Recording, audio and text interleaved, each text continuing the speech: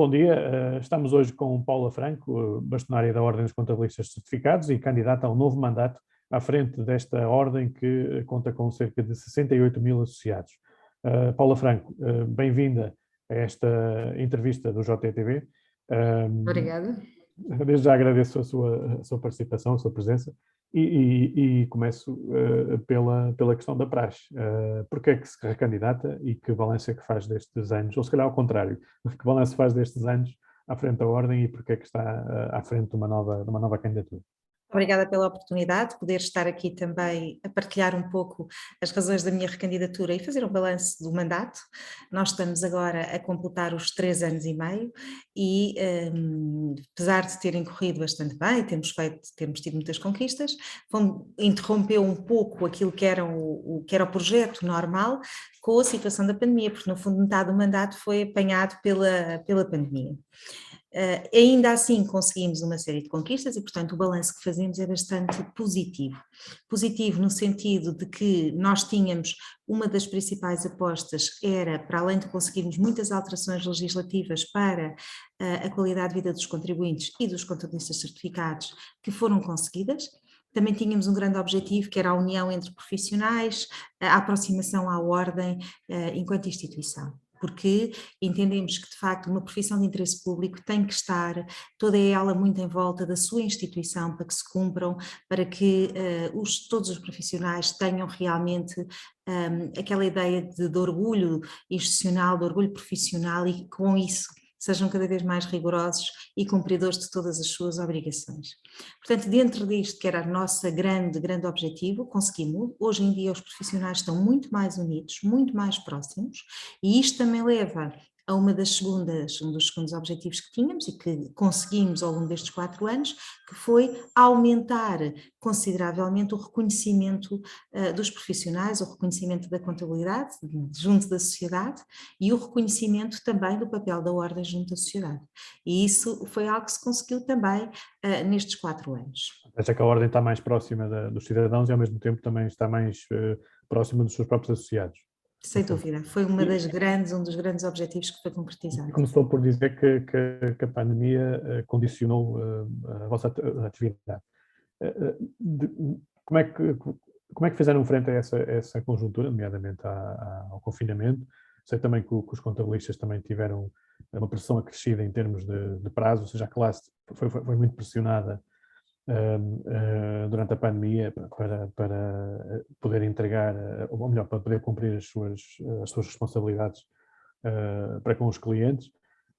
Como é que foi atravessar estes longos meses de pandemia? Foi muito difícil, foi um grande desafio, porque os contabilistas certificados, para além de lidarem também eles próprios com a pandemia, eles próprios com a necessidade do confinamento e com todas as obrigatoriedades que existiam do ponto de vista legal, tiveram que manter as suas obrigações normais e ainda fazer face a toda a legislação que saiu de apoio às empresas. Portanto, foi um grande desafio. Enquanto que muitos profissionais foram para casa, uns com mais trabalho, outros com menos trabalho, os contabilistas não puderam baixar os braços e tiveram que... Continuaram a ter que cumprir prazos, continuaram a ter que... E tiveram que se atualizar com toda a enchente de legislação que saiu a todos os meses. Exatamente. Continua a ser. Portanto, foi um grande desafio, eu diria o maior dos últimos anos, porque foi um desafio que ninguém estava à espera, a pandemia foi o que foi, todos sabemos, mas a verdade é que quer a Ordem, quer os contabilistas certificados estiveram à altura de corresponder ao desafio. Se não fossem os contabilistas certificados, apoios não tinham chegado às empresas. E, portanto, hoje estaríamos numa situação económica muito mais grave se não fosse o papel dos contabilistas neste período de ano e meio. Portanto, eu diria que, apesar de todas as dificuldades, do cansaço extremo, dos desafios que foram colocados, houve algo que, com a resiliência, com a capacidade técnica dos contabilistas certificados, conseguiu ultrapassar, foi precisamente conseguir corresponder a todas estas necessidades de informação e de aplicação da legislação durante este período em que os apoios foram decorrendo. E há bocadinho mencionou também que a Ordem está mais próxima dos associados. Ora, o que é que fizeram em termos de comunicação interna para atingir esse objetivo? Bom, a Ordem está muito mais próxima, portanto tivemos variedíssimas iniciativas do ponto de vista, até antes da pandemia, do ponto de vista da relação institucional, e-mails para os membros, notificações telefónicas para alertar para uma série de eventos dos dias, legislação específica, enfim, variedíssimas situações.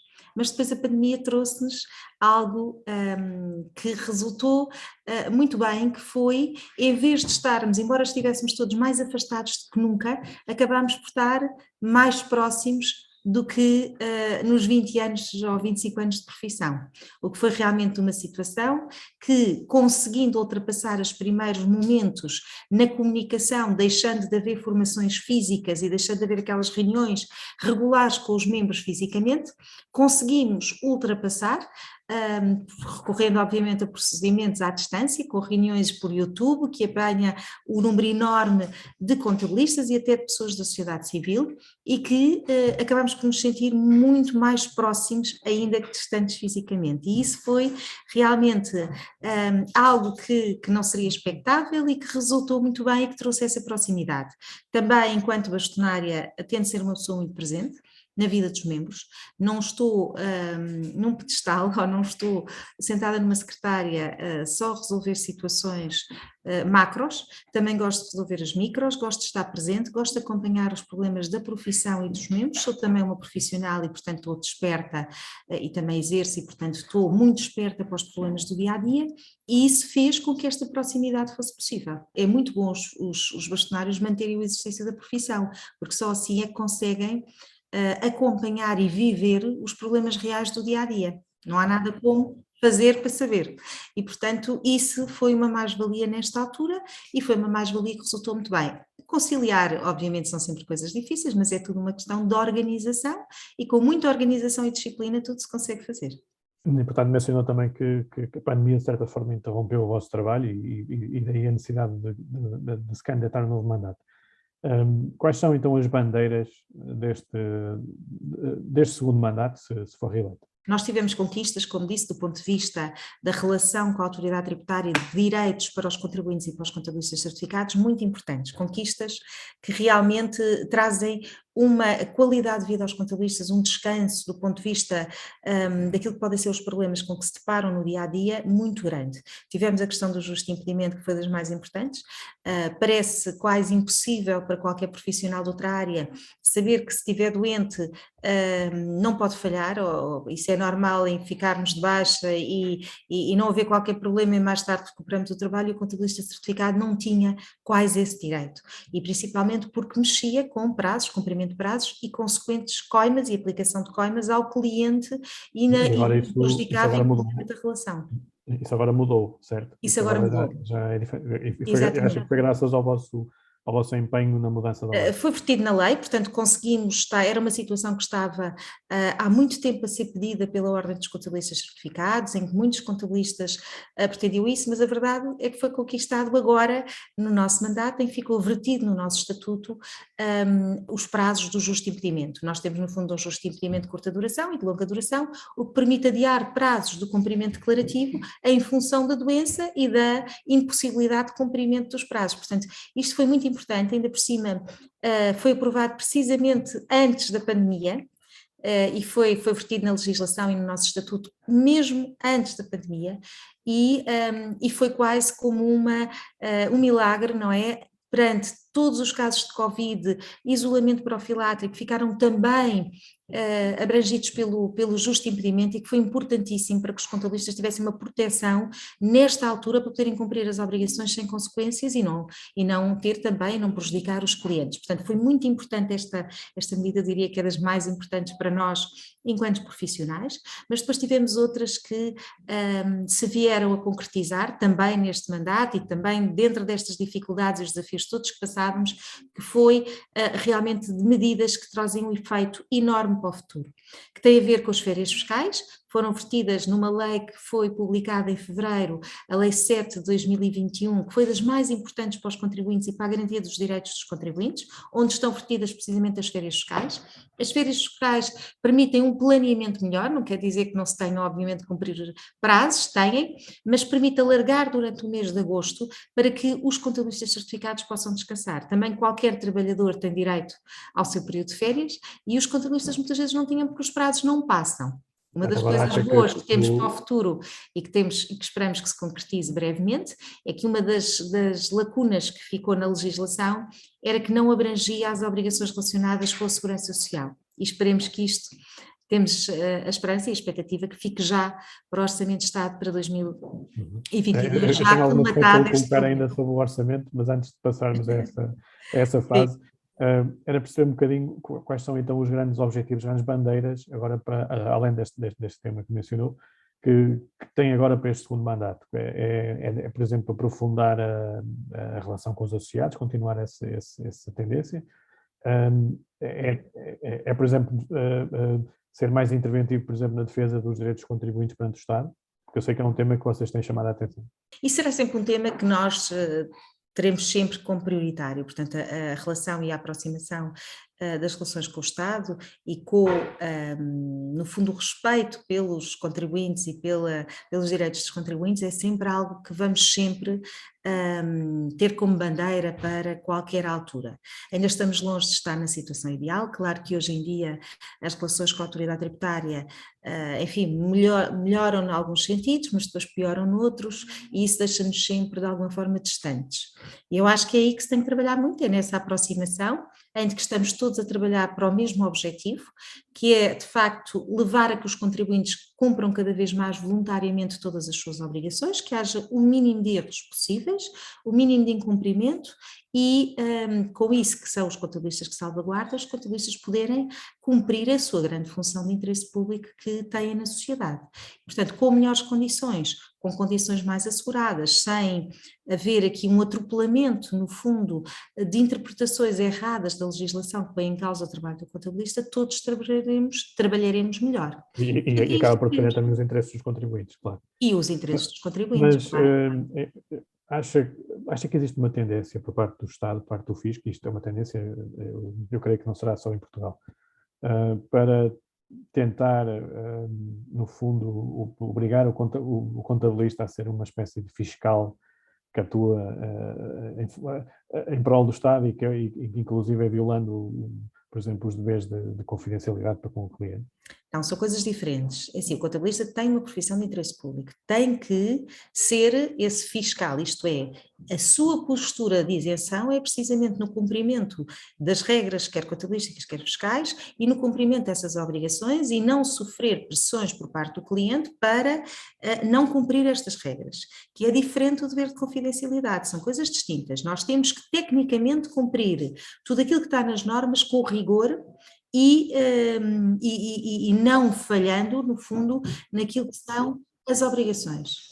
Acha que existe uma tentativa por parte do Fisco para fazer com que os contabilistas, de certa forma, entreguem informação ao Fisco, ou seja, uma espécie de... mas é uma tendência para querer que os contabilistas... Cada vez mais informação, no fundo. Deem mais informação ao Estado. Não, isso é verdade e nós passamos pela questão do SAFT, que ainda é uma questão que está em aberto e que nós, Ordem dos Contabilistas, não queremos que o processo evolua dessa forma, isto é, não concordamos com a legislação, com a entrega de todos os dados e com a forma como ela está implementada para envio, por exemplo, da IES, haver a entrega do SAFT e é a própria autoridade tributária que preenche aqueles dados, porque isso, no fundo, entra nas funções do contabilista certificado e na prestação de contas que o contabilista certificado é responsável por produzir e ficamos, no fundo, reféns de sistemas informáticos e isso não pode acontecer. Agora, a autoridade tributária quer cada vez mais dados e nós, obviamente, como contribuintes e como contabilistas certificados a representar os interesses das empresas e cumprir, no fundo aqui como intermediários, temos, obviamente, que respeitar a lei.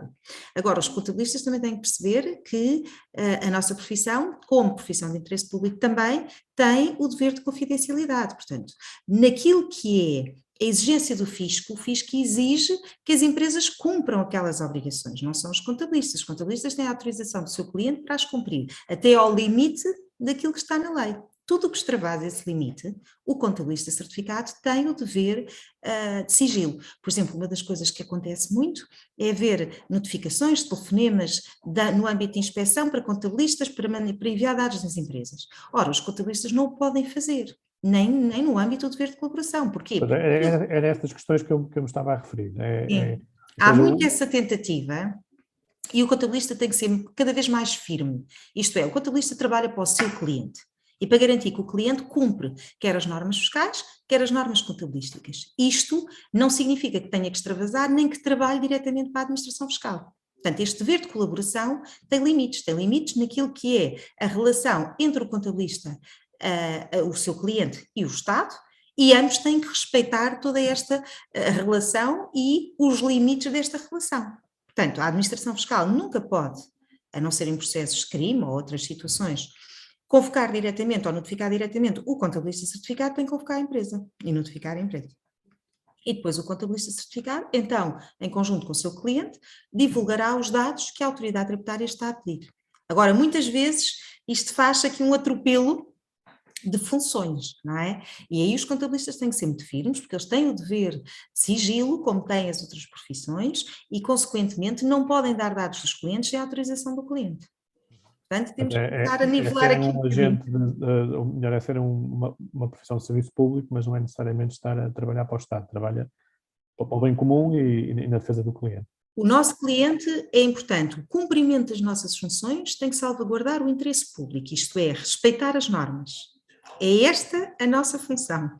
E isso temos que o fazer de forma sempre isenta e não sofrendo também as pressões do nosso cliente, nem do cliente, nem da autoridade tributária. Temos de trabalhar com a isenção total. É um bocado como os jornalistas.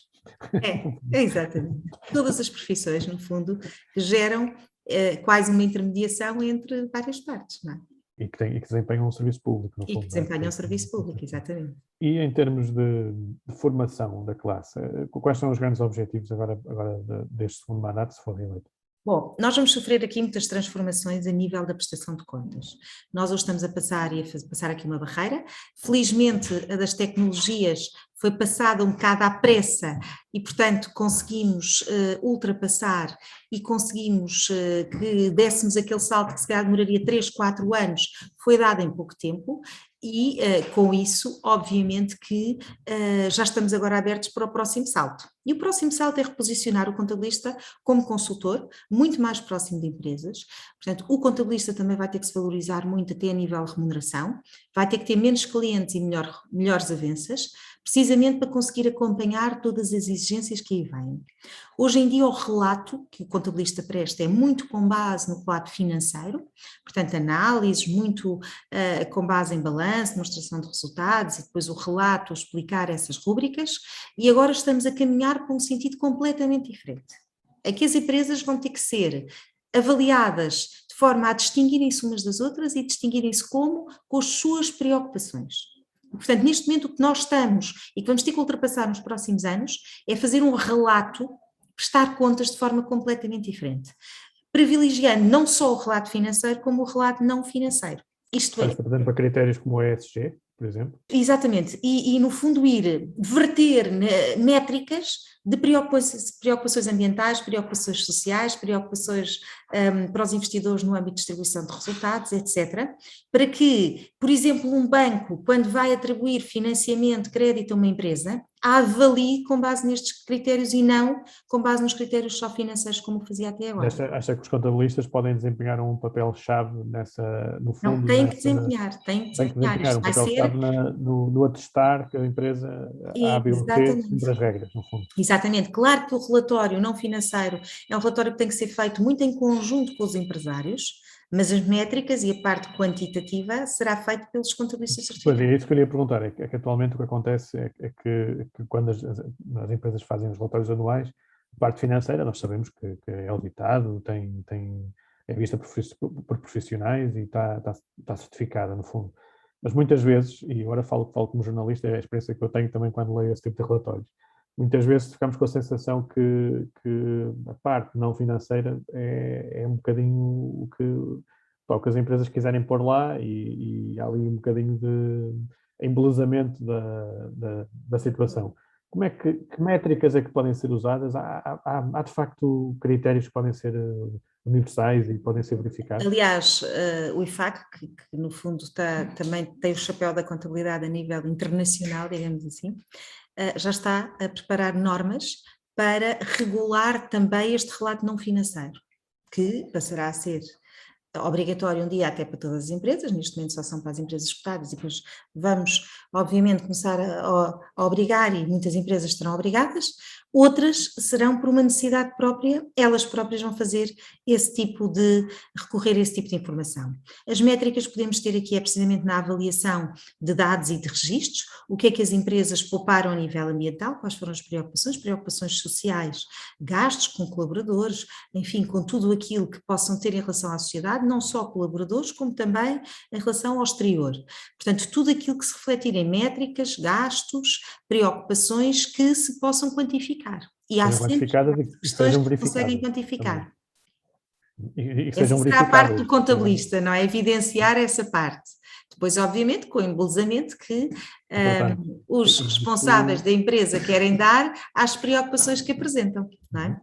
e isto, no fundo, como disse há pouco, vai implicar custos mais altos para as empresas também.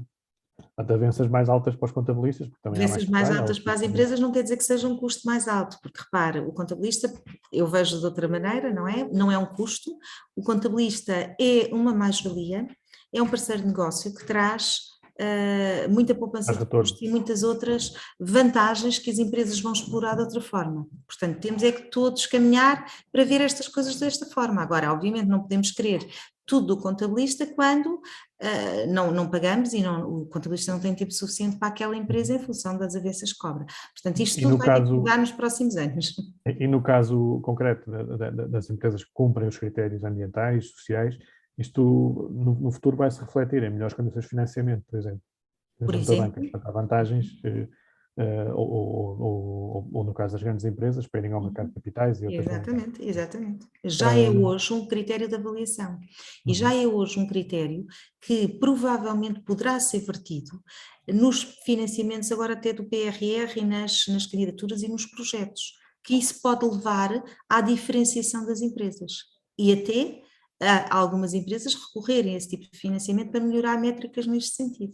Acho que estamos a caminho realmente de um capitalismo de stakeholders, em contraposição com o velho capitalismo de shareholder. Sim, sem dúvida. E acho que as empresas portuguesas, nós sabemos que muitas são, a maior parte são PMEs, micro e PMEs, estão preparadas para esse desafio? Eu acho que não estão preparadas, mas têm que se preparar. E aí, mais uma vez, os contabilistas vão ter um papel muito importante, que é sensibilizar até as microempresas e as pequeninas empresas familiares da importância disto para as distinguir na sociedade.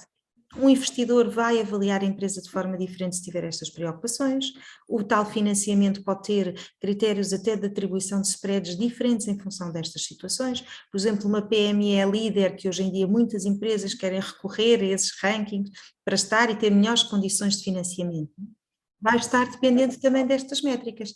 Portanto, eu diria que é o próprio mercado que vai ditar estas regras. Fornecedores, clientes, trabalhadores a irem para determinadas empresas vão ter em conta estes fatores. Se nós tivermos, por exemplo, um relato do ponto de vista social, com aquilo que são as preocupações da empresa em relação aos seus colaboradores, se calhar um colaborador, antes de ir para uma empresa ou na escolha, porque também há colaboradores que escolhem empresas, para onde querem ir, vão ter esta preocupação de saber se aquela empresa tem ou não preocupações sociais. E outras. Isto depois também se reflete no valor da marca e nos intangíveis. Tudo. E em termos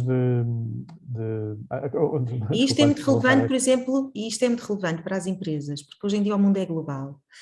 Para a concorrência internacional isto é extremamente importante. Até as pequenas empresas familiares, são empresas que querem entrar no mercado global, querem exportar, querem servir empresas de outros países e, portanto, têm que atender também a estas questões, que que são hoje em dia muito relevantes a nível Portanto, de vai muitas passar a ser pessoas. algo que gradualmente vai ser visto mesmo como parte do negócio e não apenas uma coisa para inglês ver, não é? Que nós temos Exatamente, às vezes essa tendência para querer ficar bem, mas depois na substância não há sem essa dúvida. realidade. E eu acho Mas que o relato estamos vai a caminho ganhar outra beleza, não é? Que é olhar-se para o relato de uma forma completamente diferente, em que se percebe muito melhor quais são os critérios de decisão da própria empresa, do empresário, do gestor, para perceber se aquilo é uma empresa que realmente tem futuro. Uhum. E isto vai implicar, lá está, uma maior aposta na formação por parte de todos os Sim, contabilistas. sim, sim, sem E a dúvida. ordem, portanto, o objetivo é que a ordem seja muito mais ativa agora nestes temas. Sim, a Ordem vai ter, obviamente, muita formação, formar muitos contabilistas, vai ser um tema de aposta nos próximos 2 anos, para realmente trazer isto, esta necessidade e estas preocupações para o relato. Por exemplo, nós, Ordens, já desde 2019, que já prestamos conta com relato financeiro e não financeiro, precisamente para ir despertando todas as entidades. Veja a importância que isto pode ter, por exemplo, numa entidade do setor não lucrativo. É extremamente importante incentivar-se a que se preste contas desta forma, mesmo não sendo obrigatório. Uhum. E do ponto de vista, agora falando um bocadinho do aspecto fiscal, ou seja, do Orçamento do Estado que está a ser preparado para o próximo ano, fala-se na possibilidade do englobamento no IRS dos rendimentos de capitais e prediais. Antes de passarmos aos prediais, eu gostava de lhe perguntar o que é que pensa do eventual englobamento, por exemplo, das mais-valias da venda de empresas, dos dividendos das empresas. Isto não será, ou melhor, não terá um efeito negativo nas empresas e até na própria, como é que é de explicar? Não haverá aqui É perverso, no a fundo. perversa É. tentação ou seja, as empresas deixam de ter incentivos, algumas empresas deixam de ter incentivos para ter lucro. E Concorda? os particulares deixam de ter incentivos para a poupança. Nós temos que perceber que o rendimento que foi gerado e que permitiu que particulares tivessem de possibilidade de investir, quer em sociedades, quer em imóveis, resultou das suas próprias poupanças. E, portanto, está-se aqui a duplicar tributação.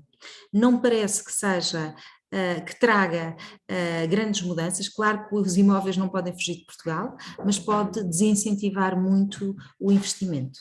E, portanto, acho que se tem que ter algum cuidado com estas medidas. Percebo que haja aquela tendência de dizer, mas estes têm património, portanto devem pagar mais sobre aqueles que não têm, mas não nos podemos esquecer que a riqueza também é criada por quem tem este património, por quem cria empresas, as empresas é que criam riqueza nos países e, portanto, e criam emprego.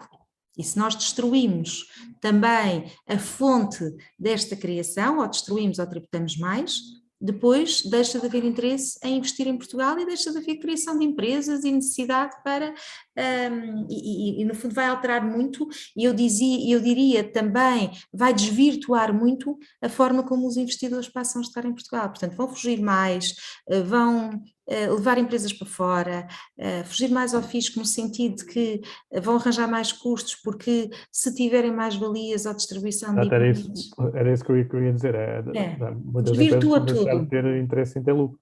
Podem simplesmente aumentar as Desvirtua despesas tudo, de desvirtua tudo. representação, a Aliás, forma. exato, eu acho que a tributação devia ser era mais baixa, as taxas liberatórias ainda são altas, para realmente incentivar as empresas a terem lucro, a criarem riqueza, a criarem reservas, mesmo que distribuam uma parte, criar outra parte, e portanto todas estas formas de achar que se pode ir buscar uma tributação, claro que se fizer contas manualmente é muito fácil ir buscar aí impostos e portanto ir tributar, claro que sim, agora isto é a solução para o futuro, isto vai beneficiar ou vai prejudicar? Na minha opinião vai prejudicar no futuro. Uhum. Um, e qual é o feedback que recebem das empresas, coisa que vocês conhecem? Os contabilistas conhecem a realidade das empresas como ninguém. Uhum. Como é que o tecido empresarial está a reagir a estas notícias que têm sido publicadas? Bom, reagiu mal porque lá está, sentem sempre que mais uma vez os seus esforços, as suas poupanças não tem efeito, isto é, quando acham que estamos num caminho em que o objetivo é a diminuição da tributação de determinados rendimentos, derivado e com incentivo à poupança, incentivo ao investimento, de repente invertem-se as tendências e eles são apanhados precisamente numa situação injusta de virem a ser tributados e não de garantirem aquilo para o qual fizeram o seu respectivo investimento. Do ponto de vista fiscal, o que é que acha que deviam ser as grandes prioridades deste orçamento? Já mencionou a descida do IRC, pelo que percebi. O que é que acha que devia estar na agenda do governo neste momento e dos partidos que suportam esta maioria?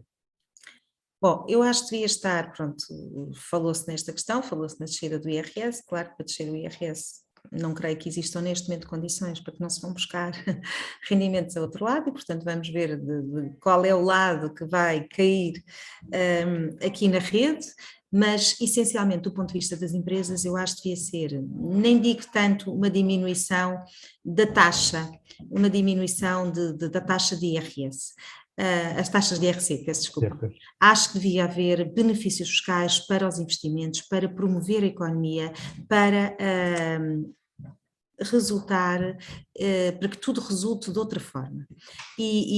Portanto, acho que aqui o grande incentivo que devia haver, e eu sou muito adepta de benefícios fiscais, porque é isso que distingue as empresas naquilo que querem conseguir.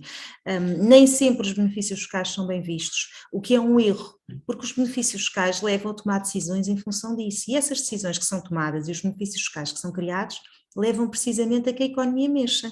Por exemplo, um dos incentivos fiscais que eu acho mais importante e que foi retirado há alguns tempos, que foi o da contratação de trabalhadores, que estava vertido no artigo 19 do Estatuto dos Benefícios Fiscais, foi realmente um dos benefícios fiscais que levou a mais contratação sem termo. Agora, não percebo porquê, há aqui uma má imagem deste benefício fiscal e eu, do ponto de vista como contabilista certificada e acompanhando muitas empresas e outros contabilistas, isto foi dos incentivos que realmente levou à contratação e à contratação sem termo, que é uma coisa que dá, obviamente vale o que vale, mas dá uma estabilidade diferente, dá uma ligação diferente às empresas, entre empresas e trabalhadores. Portanto, por exemplo, acho que nesta altura em que tanto se apostou durante o período de pandemia para a manutenção de postos de trabalho, seria muito importante ter continuidade, por exemplo, com o benefício fiscal desta dimensão. Outro benefício fiscal que acho que é importantíssimo é existir um benefício fiscal para o investimento. Como existiu agora no final de 2020 e princípio de 2021, CEFEI 2, acho que seria ótimo que ele continuasse para incentivar o consumo, neste caso, as aquisições e o investimento. E com isto levaria também a haver uma maior, se calhar, uma maior urgência em fazer determinados investimentos para poder utilizar o benefício fiscal. Há muitos benefícios fiscais interessantes que espero que se mantenham para realmente distinguir as empresas, lá está, fazê-las agir de forma diferente em função disso, e isso diminui consideravelmente o imposto. Portanto, acho que o caminho deve ser por aqui, não uma taxa de IRC se calhar mais baixa, embora ainda acho que temos margem para descer a taxa de IRC. E há também as derramas e uma série depois há os outros impostos, não é? Para além da taxa de IRC, e temos as tributações autónomas que acabam por ter uma importância enorme no imposto que é cobrado a nível do IRC e que também tem alguns fatores de injustiça dentro destas tributações autónomas. Portanto, acho que havia margem para diminuir consideravelmente as tributações autónomas, para não as tornar agravadas quando as empresas têm prejuízo, a não ser quando passassem determinados anos e não houvesse investimento. Portanto, acho que as condições não deviam ser tão penalizadoras para as empresas que apresentam só resultados negativos. Tem que se perceber porque é que têm resultados negativos. Se têm resultados negativos porque investiram, não é negativo, é positivo. Não é? Portanto, e estas questões, depois, quando as normas são muito taxativas, não permitem margem para se avaliar de forma diferente. Portanto, acho que, em termos de IRC, para as empresas, vantagens para as empresas, torná-las mais competitivas, tornar mais atrativas para o investimento externo, acho que ainda havia muito para fazer em termos de IRC, e este Orçamento de Estado podia ser um Orçamento de Estado que realmente trouxesse medidas que dessem esses sinais. Embora aquilo que nós queremos, acima de tudo, é que exista uma estabilidade fiscal. porque a estabilidade Mais fiscal... do que estar a descer a taxas... Mais do que estar a mexer, mas ainda temos, mas lá está, é verdade que sim, mas os benefícios fiscais são sempre medidas muito importantes para mexer e fazer mexer a economia. Uhum. E em termos de apoios à capitalização das empresas, acha que é urgente esse tipo de medidas? Por exemplo, há outra questão também que está ligada a essa, que é da reduzida dimensão da maior parte das nossas empresas. Acha que é um problema isso, ou seja, que nos impede de competir a nível internacional e que devia ser resolvido também através desse tipo de incentivos? Sim, e acho que nós temos graves problemas em Portugal com a sustentabilidade das empresas. Aliás, as questões de tesouraria são questões sempre muito sensíveis dentro das empresas. As empresas têm margens muito pequenas. E claramente, com a subida dos salários, subida do salário mínimo e necessidade de pagar mais, porque começamos a ter muita falta de mão de obra, e a subida dos preços generalizados, nós vamos ter aqui um abanão na economia nos próximos tempos. E esse abanão vai levar a que, na minha opinião, o mercado se tenha que nivelar por cima. E as empresas portuguesas vão ter que dar o salto. E esse salto, como é que o podem dar? Só o podem dar de duas formas. Ou terem escala ou terem qualidade. Não há outra forma. A escala vai-lhes permitir precisamente isso, de terem mais margens. Mesmo que a margem seja igual, com a escala aumenta o rendimento. E a outra questão que é a qualidade. As empresas portuguesas têm que se diferenciar muito pela qualidade para conseguirem competir com o mercado internacional. E, portanto, têm que fazer estas opções muito próprias de, efetivamente, terem a capacidade de mudar. Eu espero que muitos dos incentivos que vêm relacionados com o PRR apostem exatamente nestas duas questões. Trazer escala e qualidade. Pois é isso que eu lhe ia perguntar, se acha que o PRR pode vir a ser uma oportunidade perdida de resolver isto? Eu espero que Ou seja, sim. que não seja uma oportunidade perdida, no fundo. Exatamente, eu espero que seja uma oportunidade ganha e espero que traga várias vantagens. Vamos lá ver, nós sabemos que o PRR tem e vai alocar muitos dos seus valores ao próprio Estado e esperemos que aí tenha uma vantagem também grande para as empresas naquilo que é a simplificação de procedimentos e introduzir muitas situações que tirem custos de contexto às empresas. E acreditamos que há margem para isso. Ou seja, através da melhoria da forma como o Estado funciona, reduzir os custos de contexto.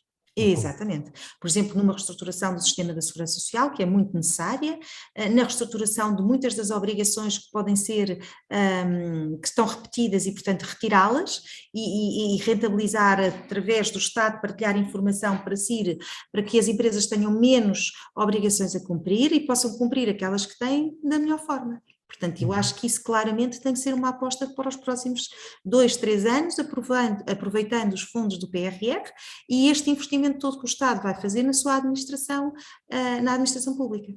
E em termos por exemplo, apoios à qualificação, acha que os que existem são suficientes ou é necessário uma aposta muito mais robusta também nessa área? É o desafio que... Sim, é necessário uma aposta robusta nessa área. Um bocadinho quando estávamos a dizer que as empresas têm que dar o salto para a qualidade, mas para dar saltos para a qualidade também têm que ter recursos com capacidades diferentes, se calhar. Portanto, a formação e a contratação de pessoas qualificadas é extremamente importante e, portanto, todos os fundos que tenham a ver com estas matérias são muitíssimo importantes. Importantes a todos os níveis. Nós, por exemplo, assistimos aqui nesta passagem pela pandemia, em que houve muitas empresas que se tiveram que reinventar.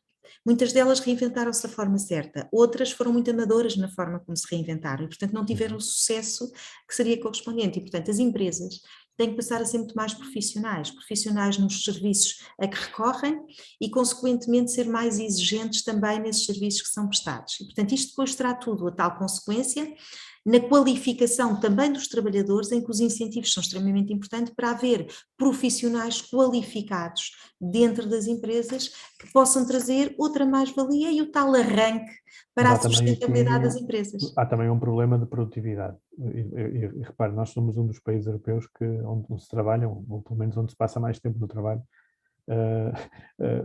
em termos de horas semanais. E há outros países que trabalham, ou seja, que estão na posição inversa nesse ranking e que têm produtividades muito mais elevadas que a nossa. Acha que nós temos aqui também um problema da forma como trabalhamos, ou seja, de eficiência, de falta de foco na eficiência, no fundo? Não, isso claramente, somos um país do Sul, temos uma cultura muito própria, temos mudado muito, mas claro que todos sabemos que quando os portugueses vão para fora conseguem, enfim, gerir os seus tempos e gerir a sua eficiência de outra forma que por vezes aqui em Portugal não conseguem. Isso tem a ver com um bocadinho com questões culturais, de mentalidade, que têm vindo a mudar e que eu acho que têm tendência a mudar. Eu acho que todos os trabalhadores têm que se focar em que nas horas de trabalho têm que gerir muito bem o seu tempo. E hoje em dia há várias soft skills importantíssimas para desenvolver, nomeadamente nessas áreas de gestão do tempo, gestão do trabalho, que são fundamentais para Mas isso que os também, trabalhadores portugueses possam ter outro isso tipo também depende muito das de FIAs, não é? rentabilidade. Depende muito das FIAs. Vamos lá ver, nós somos às vezes muito críticos em relação aos trabalhadores, mas também devemos ser muito críticos em relação às FIAs. Os empresários também têm que ser muito mais profissionais. Os empresários têm que ter uma postura também diferente, quer na exigência, mas quer também no seu próprio exemplo perante as instituições e perante as entidades e perante os seus trabalhadores, não é? Portanto, temos aqui muitas mentalidades a mudar, não só dos trabalhadores, mas também das FIAs. E das FIAs no sentido de também serem muito mais profissionais, ao mesmo tempo que são exigentes, também darem as condições para que esta evolução se possa dar. Até porque, como mencionou, há muitos trabalhadores portugueses que estão lá fora e que conseguem ser produtivos lá fora. Portanto, há alguma coisa aqui que nós temos aqui que não resulta. E antes de concluirmos, eu pedi-lhe uma avaliação, tendo em conta que nós, pronto, o país está finalmente a sair da pandemia, o número de casos está a diminuir, o país e o mundo, e a Europa em particular. Que balanço é que faz, agora olhando para trás? Eu sei que tem falado deste tema ao longo destes meses, mas agora podemos ter uma visão de balanço, no fundo. Que balanço é que faz da forma como o Estado apoiou as empresas ao longo desta pandemia? Era possível ter ido mais longe em algumas áreas? Era possível ser mais compreensivo, se calhar, com alguns setores? Como é que avalia isso? Eu acho que o Estado esteve muito bem na forma como criou apoios para as empresas, principalmente os apoios da manutenção dos postos de trabalho. Acho que foi o apoio fundamental para que as empresas conseguissem sobreviver durante este tempo. Foi um esforço muito grande de todos, o Estado, empresários, os contabilistas na sua ajuda, para que todos sobrevivessem, e acho que resultaram muito bem os apoios e a escolha dos apoios que foram dados. Claro que em situação de crise, tudo o que se dá é sempre pouco. Isto é, as empresas precisariam de muito mais. Quem teve que fechar durante 3 meses as suas portas, pois não há apoios que cheguem para fazer face a tudo isto, mas ainda assim, com o apoio à manutenção de postos de trabalho e com as moratórias, permitiu que os empresários, de facto, conseguissem ter uma eficiência enorme. E, portanto, conseguissem beneficiar de tudo aquilo que os apoios do Estado lhe deram. Portanto, acho que o Estado esteve muito bem nas preocupações, na forma como acompanhou as empresas, e isso foi notório no resultado que temos hoje, que é empresas a conseguir, muitas sobreviveram, quase todas, o que é ótimo, e que agora estão a fazer o arranque, não é? Portanto, Mas não há para o o risco também de pós-reforma. haver, e agora ainda a propósito, aliás, esta entrevista está a ter lugar no dia 30 de setembro, portanto é o último dia das moratórias, não há o risco ou melhor, na maioria das moratórias, acho que algumas vão continuar, mas não há o risco de se criarem empresas zombie e de termos aqui algumas empresas que vão andar a arrastar-se e a consumir recursos públicos? Só depende das empresas, mas aí lá está. Nestas situações de crise, muitas não conseguem sobreviver. E isto também limpa um bocadinho o mercado, é mesmo assim, faz parte. A tal questão às vezes que se fala da purga, não é? De limpar às vezes situações que não são sustentáveis. Infelizmente, depois estas crises têm este resultado, não é? Mas acho que os empresários portugueses estiveram muito bem e acho que vão conseguir dar agora o passo seguinte. E acho que a nível económico vamos ter muitas surpresas com os resultados das empresas portuguesas no ano 2021. As moratórias acabam hoje, e há dados que demonstram que muitas empresas usaram os apoios, e bem, claro, ao longo deste tempo, para preparar uma almofada de segurança e houve aliás, houve um aumento brutal dos depósitos das empresas ao longo do último ano, mais ou menos do último ano, e o Banco de Portugal estima que cerca de 30% a 40% desse montante tenham tido origem nos apoios que foram disponibilizados. Daquele feedback, ou seja, do feedback que recebe das empresas, sobretudo estas que recorreram às moratórias, acha que há uma preocupação em relação à capacidade de voltar a cumprir o serviço de dívida? O que é que espera em relação a isto? Vamos ter aqui um choque a partir Vamos ter um de amanhã? choque e há muita apreensão, mas eu acho que se vai conseguir, tirando as empresas de facto não tenham capacidade, todas as outras, desde que continuem agora a faturar e voltem ao seu rendimento habitual, acho que vão conseguir dar a volta. Portanto, está otimista em relação Estou ao futuro e otimista. acha que as previsões mais negras, Sim, muito otimista. felizmente, não se concretizaram. Exatamente. Olha, muito obrigado, Paula Franco, por esta entrevista. Espero que a próxima possa ser nos nossos estúdios Esperemos que na sim. sede do Jornal Económico e agradeço também aos nossos Obrigada eu pela telespectadores oportunidade. e por esta conversa agradável e esperamos vê-la em breve. A quem nos está a Obrigada. acompanhar na JETV, agradeço também a atenção e até breve.